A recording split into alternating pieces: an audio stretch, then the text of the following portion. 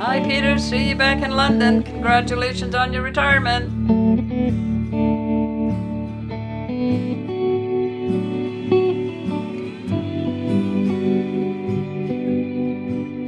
I first met Peter when I transferred to the London office. Part of my assignment was the 3M plant where Peter worked. Now that was back in 1976. We were always concerned about doing everything that we could to protect the jobs for working families that were part of Local 27 in London. I was impressed with his commitment, his dedication to the union. I knew that he was leadership material and would serve our union well.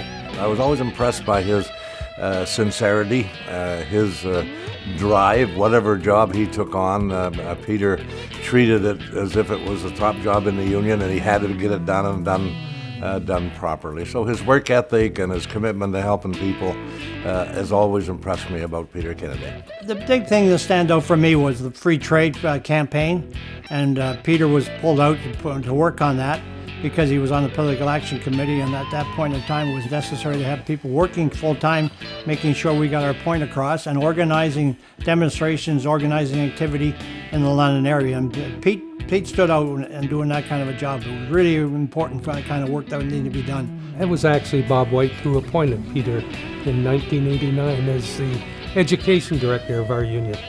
And it was an excellent choice.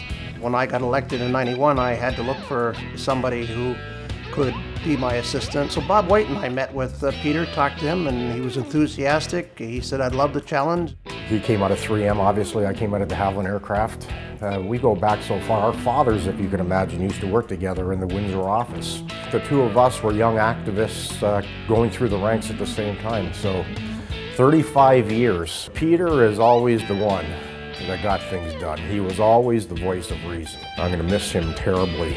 He has been my partner in this venture. And there's no question, Unifor is in the position it's at today because of Peter Kennedy. We're going to miss him dearly. General Motors went bankrupt, and at the time there was 30,000 retirees at General Motors that could potentially lose 50 to 60% of their pension, lose all of their health care benefits if in fact the governments didn't step in and play a role. The tens of thousands of people that quite frankly would have lost their job in the GM chain and the spin-off jobs related to that, that was a very stressful time. And what Peter brought was his experience. When it comes to collective bargaining, he's brilliant. He knows what the company is going to do, I would suggest, 2 days before they've even figured out what their next move is going to be. So he's thoughtful, he's smart.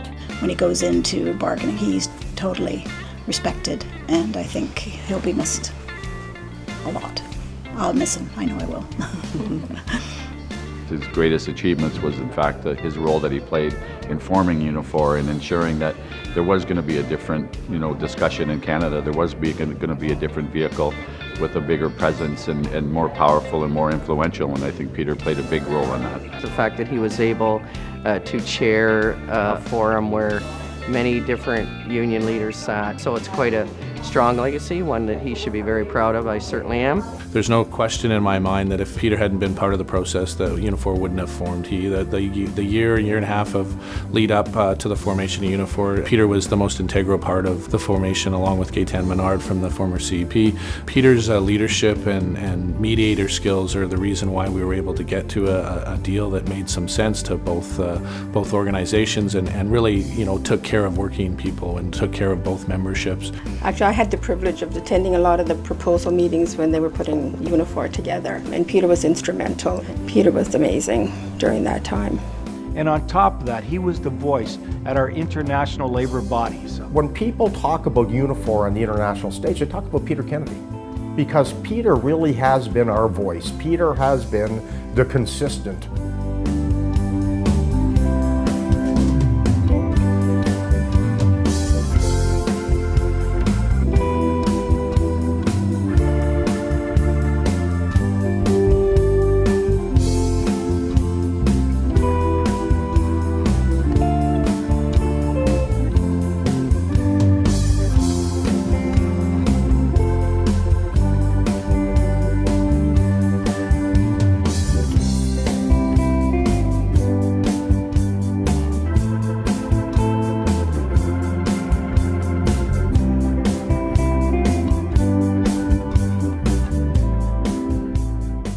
I've always seen him as a person who has been very supportive of women, of our younger leadership. I got involved at a very young age as a local president, and I always found that Peter had great, solid advice. Because he's our go-to person when we need information, because he has a really great memory.